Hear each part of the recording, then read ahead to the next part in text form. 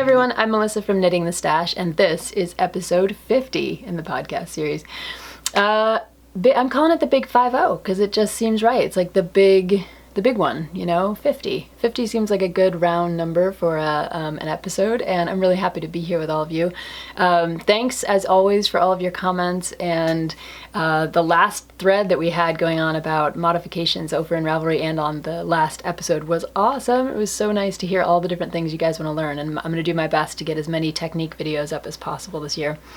For those of you who are new, this is a podcast that's largely about garments, modifications, and DIY. And if you like those things, you're in the right place. If you are coming back, you know what you're in for, and it's lovely to see you. Thanks for coming back, and thanks for always sending the emails and the comments and making such a nice community here for us all to share. So let's see. I'm coming to you from Urbana, Illinois, and I'm a professor at the university there. I'm looking out the window at a crazy, snowy, wet mess. The weather was kind enough to rain on us today, as the temperature is going to drop now for the next 3 days into like -14, -16 territory. Should be fun for walking our puppies. We have 2 dogs who are about a year old. And we got one last walk in this morning. I'm not sure how much more walking we're going to do. We're supposed to be really cold for the next few days, and I think the people up to the north of us are getting the worst of it, up in Minnesota and Wisconsin. But it's pretty cold here for Urbana, Illinois, and I'm kind of looking forward to seeing like what happens out there with the freezing, rainy stuff. What am I wearing? That's often a question I get. I always forget to say, so I'm going to remind myself. I'm wearing my Alias cardigan, which is by Isabel Kramer, and I made this out of local to me, Shetland wool in Illinois. A wonderful shepherdess named Judy made this yarn, and it was kind of like a brown, beautiful brown when I got it, and I over-dyed it with an eggplant with some acid dye, and I've been wearing it pretty much every day all winter long for like many winters now. I have this version of it. This is the first version of the Alias that I knit, and then I have a pink one that I knit out of Isle Yarn DK, which is out of the UK. And both versions are great. This one's much denser, and the other one's a little bit lighter, so it just depends on how cold it is. This is the one that I took with me on the ski trip last week. I told you guys that I was going to chaperone a high school ski trip. Yeah, that was crazy. I've never really seen people sleep on a bus in the configurations that I saw, but you know, I got a little rest. I got a lot of knitting done, and I did go skiing for the first time in about 18 years. Picked it right up. I did not fall, and you know, I'm just one of those methodical skiers, so I kind of just had fun making my way down the slopes and stayed mostly on the greens, a little bit of blues. And I got to ski with my son. There was like 1.5 runs where I could get him away from his friends enough, and they all got on the gondola with me and Tracy, and we went up to the top and skied all the way down, and that was really a real highlight for me, getting to see him skiing. Like, he got off the bus, he did his own thing the first day, and then I saw him and he was skiing, so it was really cool. So that's what I did last weekend. I'm under a little bit of a time crunch right now. The beginning of the semester is a little bit crazy. I'm working on a sample for Wool and Honey that I'm going to talk to you about. I've got some grading to do, I've got all kinds of stuff. So I'm going to try to keep this to a nice, contained, fun podcast for this weekend. And what do we have for you today? I have the sweater sample from Wool and Honey. I have another book, a set of books actually, in the book series that we've been working on. These are the books, knitting books that are sometimes hard to find or out of print, or just books that we find really helpful in terms of technique and we want to share. So I have the next book in that. I have some finds for you in terms of yarn. I have a giveaway announcement for the Jen Arnall-Culliford Bruton hoodie pattern. So there's a lot going on. This really is a big one. This is 5-0. It's like not Hawaii 5-0, but 5-0 nonetheless. But before I get started, I do want to recognize that there's been a conversation going on in the knitting community that seems pretty important to me, and I hope is important to you guys. And many podcasters have spoken about it, and a lot of folks on Instagram have posted about it. If you've been on social media in the last few weeks, you probably saw a lot of posts and people talking about diversity, racism, anti-racism, all that kind of issues of inclusion in the knitting community. And I just want to take a moment to recognize that that's happening, that it's a really important conversation, and that it's something that I think about a lot, especially as a professor who's writing syllabi, dealing with students in a diverse classroom situation. And I like to carry those things over to the knitting community as much as possible. So there are just a few things I'd say about it, I guess. And if you want the background, I can post in the show notes a couple of places you can go. But what I'd like to say is pretty simple, and it's that this world is not an equal world right now. And I've heard a lot of people, especially in my dealings with college campuses, saying, oh, you know, I have students who sometimes say, oh, well, there's no more sexism, there's no more racism, there's no more isms out there, classism. And that's just not true. I think we live in a world that is made up of different hierarchies. It's made up of different privileges, and it's really important to listen to the voices of those who are telling us that when things are not going well, when things are unfair, when they're feeling left out and not included, when they're feeling openly harassed, all those kinds of issues. I think it's really important to listen first and foremost, and to hear them and to validate their stories.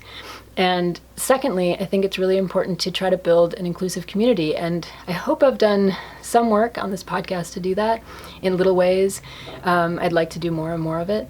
And I think that it's something that's going on in the knitting community in general. And it's something that I'm really excited to see more of. So, and that includes seeing different people of all kinds represented in knitting magazines, knitting publications.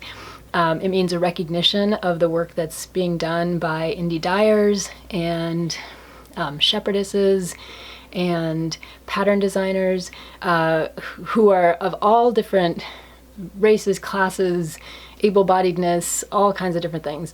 And I think what we can do since I'm kind of like part of the public face of knitting, I guess, by doing this podcast. I never thought of myself that way, but I was thinking a lot about it in the last couple of weeks, and I want to make sure that if I do have any kind of voice, that my voice is out there helping people find a place and helping people feel included, and I'd like this community to be that kind of community. So that's what I want to say about that whole social media discussion about racism and classism and diversity.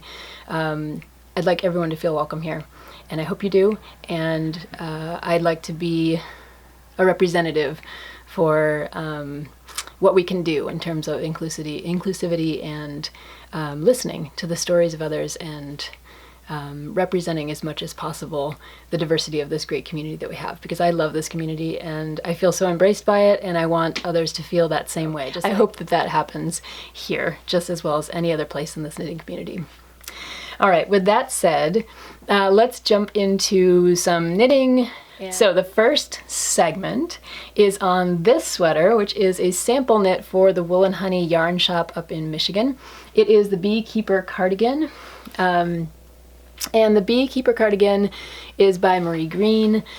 She has a website called Olive Knits, and she's been designing for quite a while. She has a new book that's coming out. I'm going to try to get the title of it for you. It is called Seamless Knit Sweaters in 2 Weeks. And it seems like it's going to be a pretty cool book. I think it'll be out, I want to say it's in February it gets launched. So this is the BeeKeeper Cardigan, and I often show you guys sweaters that are finished, and we talk about what I did to modify them, but this one I wanted to show you in process because there are some interesting things going on. So for anyone who basically, I think you've probably seen this cardigan because it was pretty popular on Ravelry for a while. I think it's still pretty popular. I think there are a couple thousand projects out there. And it's a really interesting sweater because it has this all over textured pattern to it, which I think you can see. And these are the little bees. That's why it's called the BeeKeeper Cardigan. I think she has a hat and maybe some mittens or something like that. There are a couple other patterns that have this bee kind of motif running through them. And it is a cardigan that doesn't have any buttons or buttonholes. So it's designed so that when it's finished, the neckline ribbing will actually help to hold it on your shoulders. It's like a nice little scoop, kind of like some of those shawls that you might have seen that have they're kind of built in such a way that they drape over your shoulders. This is similar, and so part of what I have left to do is to pick up around this neckline, even though it looks kind of like it wouldn't be in a straight line, right? We've got this here, and then around the back. It's a pretty high neck in the back, right? You can kind of see that a little bit. I'll lean it down. No, there you go. High back. It looks like it wouldn't be a straight line, or it wouldn't be like one line of ribbing, but you pick up your ribbing and you work it such that it kind of hangs over the shoulders, which I think is really kind of cool. I'm very curious to see how that works out. And then the fronts will have an additional band on them, but it's not a button band. It's not intended to have buttons or buttonholes, though I suppose you could modify it if you wanted to. The other couple of things I'd like to say about this sweater is I'm knitting a size 40, which is what the Wool and Honey, Melissa and Liz requested. And it looks a little bit small right now for a 40, right? It's on my regular mannequin. And you can see it's got quite a bit of ease to it. And it's meant to be a sweater that's worn with a lot of ease. But this textured pattern, this all over texture pattern, really kind of like cinches up the sweater. And I did a gauge swatch and washed it, and I was very curious to see what would happen. And it spreads out about an inch or so. My little gauge swatch did. This will spread out even more, I think. And so she gives you in the pattern, it's more like options for length. So when you're knitting the body, you can knit the body a certain length. You can do what you want with the ribbing at the bottom, all with the idea that it's a little bit shorter and smaller. It seems a little shorter and smaller because once you wash it, all of this texture is going to relax both up and down and definitely side to side. So I'm curious to see how that'll all work out. The other thing I'd tell you is that one of the cool things about this sweater is that it's knit top down, and so you're working all of the neckline and the upper yoke and the upper part of the sleeves all at the same time. So you end, when you divide for your sleeves, your sleeves look like this. They've got a little cap on them, and you've got everything on waist yarn, and you're adding on a few stitches here to make up the difference. But then you can knit them either in the round or in the flat, which I think is really great. And the reason for that, the reason I think it's so great, is because if you're knitting in the flat, which you are for the rest of the cardigan, and that's the swatch that you did, if you start knitting in the round, you may get a different gauge. You may not, but a lot of people would get a different gauge. Whereas if you can continue to knit in the flat, then you keep your same gauge. You don't have to make 2 gauge swatches, etc., just to save time in that regard. So I knit my sleeves in the flat, and that sounds kind of funky, but Marie gives different options, and she explains it over on her website. So if I were to turn this like this, you can see that the sleeve is actually unseamed on the inside here, right? So I picked up all the stitches underneath here and started knitting back and forth, back and forth, back and forth, and produced a very flat piece of sleeve down until I got to the ribbing. Then I joined to work in the round as she suggests and knit another couple of inches. So all I have to do now is go back in and do a mattress stitch, and the mattress stitch will pull these two sides together in a really beautiful way. And I just did a tutorial on mattress stitch a couple weeks back. So if you're interested in seeing actual mattress stitching going on, you can go over and check that out. But it'll produce just a very nice simple seam up the bottom of the arm, and that's it. The sleeve will be knit flat. So today I'm gonna finish this other sleeve. I'll pop it on the needles and knit it flat, and then that'll be about it, except for the ribbing. So it's going pretty quickly. I know that this sweater, when it first came out, there was a cal, I think, for a 4-day sweater, 5-day sweater, something like that. I haven't knit this in 4 or 5 days. I knit it basically 2 days with the bus trip and the ski trip, and then 2 days this weekend. So I think I'll probably finish in 5, maybe 6 days total knitting, which isn't bad for a sweater. And I'm using the Kelbourne Woolens Scout yarn. And I used Kelbourne Woolens for that other beautiful Desert Queen top that I knit as a sample for Kelbourne Woolens. And that was out of their cotton linen yarn. This is 100% wool, and it's in the color Juniper Heather, which is really beautiful. I think you can see it there. Yeah. It's a 2-ply. 274 yards for 100 grams, and it knits up really, really pretty. As you can see, it's great for texture. I'm kind of surprised a little bit because it's a 2-ply yarn, but it's doing great for this texture, and I can't wait to see it kind of open up and bloom once I put this in the wash. I'll show you the back here so you can see it has, because it's top down, it has she's accentuated the kind of raglan shaping with these two 4 knit stitches across the shoulders, and you see that you knit in this kind of nice garter stitch for the upper portion before you get to all of the texture. Very cool sweater, and I can't wait to see it all finished up and sent off to Liz and Melissa at Wool and Honey. So that is what I've been working on like a mad woman in between grading and the whatnot. And I was hoping to get Spencer on here with his sweater. I'm not sure if it's going to happen. If it does, I will put a segment in here about Spencer talking about his sweater, because I know you guys are curious to know how the tattoo sweater's going. So by the magic of television, camera, time, and space, we actually did get to have Spencer on here today. Thanks for having me on your cast. Yeah, it's the big 5-0 cast. It's your 50th podcast. Yeah, kind of crazy, right? That's pretty cool. That's like really consistent. And how long have you been doing it? For over 2 years now. So it's taken a while to get casting. to that point. Yeah, long time. Way to go. Thank I was you. going to bring you a present, but instead I just brought my sweater that I'm knitting. That's a present enough. That's so exciting. When you knit a sweater around here, you get issued a governmental knitting bag, and it's kind of filling up, and it feels kind of cool. Okay, but wait. This is a Bird Leg Bags bag. Very cool bag. And she stopped making bags because she's pursuing her career as a fantasy writer, I believe. And but she makes awesome bags. That's pretty cool. Maybe she'll get back to the bags. Right? I don't know. Maybe she'll do both. I don't know. But her fantasy novels seem pretty cool. So this is just a quick report on the sweater. I've been knitting, you know, not every night, but a couple times a week. Sit down, knit an inch or half an inch, and I think it's going pretty well. The pattern, so to speak, is pretty simple. It is just, there's like a sort of undefined width of, what is this, ribbing? Ribbing at the bottom. I got bored with the ribbing and I switched to regular stockinette. Yeah. Is that right? Yeah, you're stockinette. And then I've been throwing in these pearl rows, which I thought just was kind of cool. Pearl row here, and then when it looked like it was time for another pearl row here.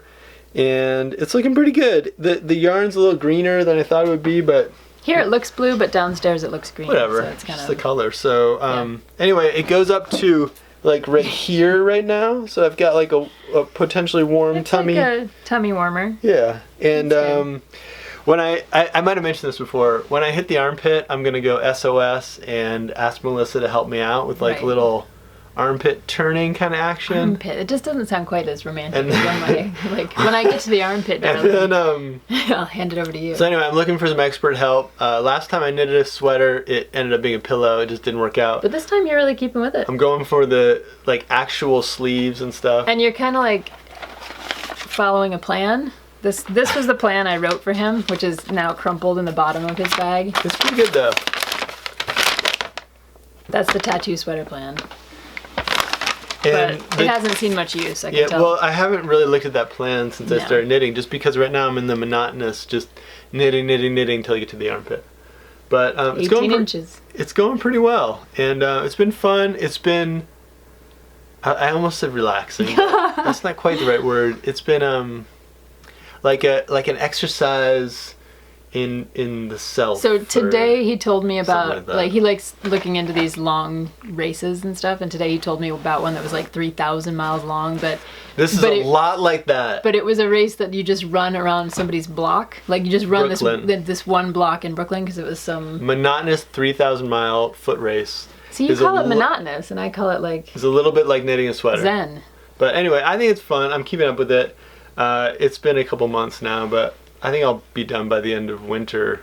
2020? No, this winter. You got 35 days till spring. It's been going pretty well. I'm also making a video about it, and this part of the video is really boring because it's just there's like nothing to say or whatever. So will the video get exciting when you like hand me the armpits? Like here. I was thinking about faking it like I did all that stuff for the video, but I don't know. As you should. We'll see. I'm hoping to release the video on Melissa's channel. Oh. Because if I put it on my channel, I don't think it's going to work out. But Do you guys like to see Spencer's sweater video? I think I'm going to release it over here. Yeah. Or maybe you will. We could do that. That'd be fun. Okay. All right. Yeah. Anyway, do you have any questions? Do you need any motivation? Do you want people to like, you know? No, I'm good. You knitter people are great. I see a lot of you guys on Instagram, and you're very motivational as it is. It's actually a little bit intimidating, the number of sweaters you guys put out and knitwear and all that stuff, so I'm doing good. Yeah. I can hear the dog scratching at the door right now. She's feeling a little bit lonely out there. Yeah. She always feels lonely. Thanks for coming on. Tell us about your sweater. Yeah, that's my quick update. When you get to the armpits, we'll have you back on again. Definitely. See, that's motivation, right? Does anyone do like open armpits on sweaters? Ooh. Well. Like a breathing kind of. Well, they do sleeveless garments. Anyway, there's the door. It's going pretty well. It's fun. Way to go, Tink. Did she open the door? Yeah, she figured it out. It's like the raptors in Jurassic Park. Come on, girl. All right. Thanks for having me on. Send you off. Yeah. Thanks for coming on. Thank you. Okay, next segment. This one's all about the books, and as you know, this year is a year where we're going to talk about books on every cast that I can possibly bring them in.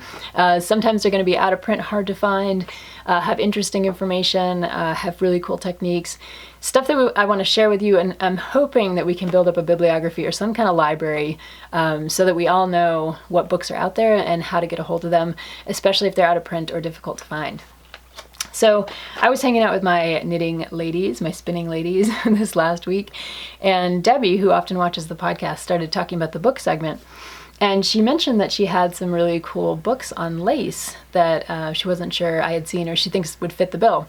So she pulled them out and I was checking them out and I thought, oh, this is perfect. This would be a perfect segment for the podcast. Now, Debbie has all of these lace books because she did an amazing project for the Spurlock Museum here in town. The entire guild did, but she did a particular lace design for this Spurlock Museum display, which if I can get a picture, I'll put it in here. Beautiful lace that she designed herself. But to get inspiration for this lace design, she turned to a lot of the work by Herbert Niebling, which I wasn't as familiar with before talking to Debbie about it, but I'm really happy to be familiar with it now. So let me show you a few of these. She has a huge collection of his patterns, and it looks to me like you can get them from Lacis, L-A-C-I-S, and you might be able to also get them from Schoolhouse Press, though I haven't quite figured out all of that. I'll put that in the show notes. But for example, this is the knitted lace designs of Herbert Niebling, and this one is edited by Eva Maria Lesner. Sorry, I'm trying to read backwards and upside down. It's a little bit wacky. But the other thing, a few of the other books that are out about Herbert Niebling's lace are by Mary Frances Wojcik, W-O-G-E-C, and she put together an English version of his patterns, as did Eva Maria Lesner. God, I'm really having trouble reading today. Okay, so the thing about Niebling is that he was born in Averlach in, let's see, it looks like different information is out there, but in here it says that he was born in 1905 and lived until 1966. And he was I'm going to read a little bit to you. He was a career artist devoting his life to the development and production of artistic lace knitting designs. And mostly we're talking about tablecloths here, like table coverings, which I'll show you a few of in just a minute. And he had apparently a very unusual talent in that he could transfer photographs into lace without using drawing or a sketch. And a lot of folks say that the designs that he came up with would actually be really difficult today without a computer, for example. So here's one.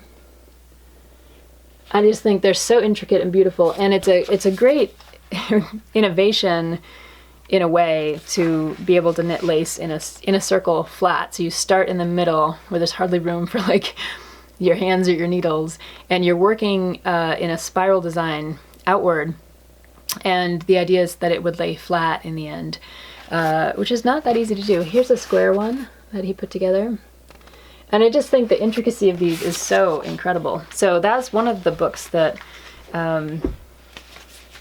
Debbie had. And here are just a sampling of the others. She had some patterns. This one, beautiful table covering. And the patterns, for the most part, are in German. And I'll show, I'm just gonna I'm gonna give you a sense here of what this is. So there's it's this kind of thing, right? I mean, and it's front side and back side, right? If you wanted to knit this, that's some serious lace work right there. What else have we got here? I've got a few of his other patterns in this kind of this format where you have the all of the charts and things inside the book. And a lot of these are, as I said, in German, I believe. Here's a good sampling of things. I just have, she lent me so many of her books. So there's a whole set of books from him, or patterns. And they're just really, really intricate and interesting. Now the trick is, if you don't buy one of those 2 books that's translated to English, you need to have some sense of German knitting terms. So I have one other book for you this time around, and that is Knitting Languages. And this is by Margaret Heathman. Again, reading upside down and backwards. Knitting Languages, Margaret Heathman. This is a book that I actually heard about from Beth in the Guild, and I was kind of coveting it for a long time. It is a bit expensive if you were to buy it. It comes out of Schoolhouse Press, though I think you might be able to get it on Amazon. The cool thing about Knitting Languages is that it allows you to translate most patterns into another language. So, for example, and Spencer and I were looking through this and having some fun the other day, because there's this is the section on German, so it's knitting in German, and lots of terminology from Germany. So anything from slipping stitches to working across to slip 2 together. It's a pretty extensive section on German knitting. Also in here are Icelandic knitting, Italian, Japanese, Norwegian, Spanish, Swedish, and I think there's one other, Danish, French, and German, like I said. So a really awesome book if you're interested in patterns. And nowadays we can get so many a great diversity of patterns on Ravelry. And online that may or may not be in your native language. You can use a book like this to translate the key terms and figure out what's going on. So for me, if I'm looking at some of Herbert Niebling's charts, for example, and the keys to his charts, I'm trying to pull one out here and find the key for you. Where are you, key? So for me, if you're looking at one of Herbert Niebling's patterns and you get to the key for the chart, such as this guy, you could use a book like Knitting Languages to translate what the basic symbols mean, and then it's just a matter of reading a chart, which a lot of us are familiar with. If you can translate it into English, then you can read the chart. So that's pretty cool. So I'd highly recommend Knitting Languages if you're an English speaker, especially, and you're interested in patterns from around the world and you want to be able to translate bits and pieces of them so that you can knit them. It's a great book. It's a really great book. I picked mine up at an estate sale, I think for about 50 cents. And that is often the way I like to pick up books. But if you can't, I think it's reasonable enough on Schoolhouse Press or on Amazon if you are one of those knitters. It's an invaluable tool, I think. So here's a quick segment on some finds of late. I just wanted to show you the January Knit Crate box. And this is the membership box and the sock membership box. So this is a sock yarn, and these two are kind of more of like a chunky, well, they say they're worsted weight, but they look a little bit heavier to me than worsted weight.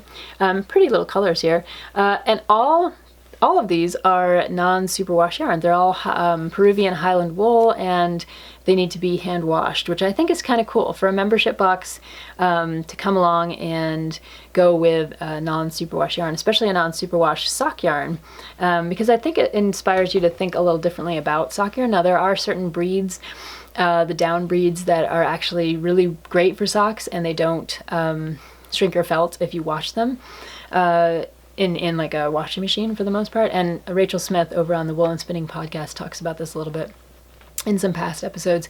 But the other thing that's cool is to think a little bit about sock yarn that's not superwash and what you might use it for if you're not going to use it for socks. And I'm not sure that I would use a Highland wool nylon for socks because I tend to not want to hand wash my socks. But there are plenty of other great things you could use this for: hats, mittens, some kind of warm cowl, something like that. And they're really beautiful. Non-superwash yarns tend to have more of a woolly feel to them, and I quite like these. So this is from the January Knit Crate box.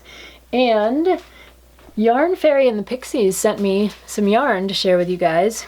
And the first one I'm going to show you is Imp Sock in this beautiful, I can't quite read the colorway, but I love it. I think it's really beautiful. And this is a superwash merino nylon sock yarn. Really, really pretty colors. And that's Yarn Fairy and the Pixies. And they sent along some Sprite bamboo sock yarn as well, which I'll show you here, in a beautiful colorway. And what I'd like to do is give away the bamboo sock yarn. I have 2 skeins of the bamboo sock yarn that I'd like to give away to 2 different people.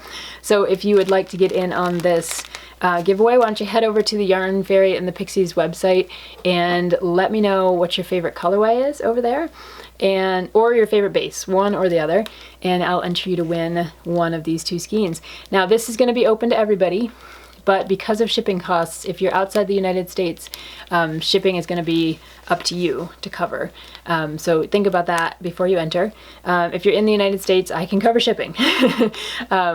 And I would like to send this yarn out to some folks who would like to try some Yarn Fairy and the Pixies. So please leave a comment here or on the Ravelry thread or on the blog if you want to win these skeins of yarn. They're really quite pretty. Last but certainly not least is the winner of the giveaway from last week, which is the giveaway was sponsored by Jen Arnall-Culliford, who has a new Year of Techniques book coming out, and she is, as many of you saw from the last episode, she's probably already on your bookshelves and she's probably already influenced you in a lot of different ways.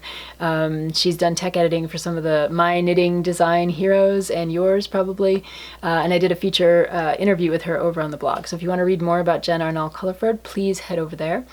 And we were giving away a copy of the Bruton hoodie pattern, which is a hoodie pattern that could be both for men and women.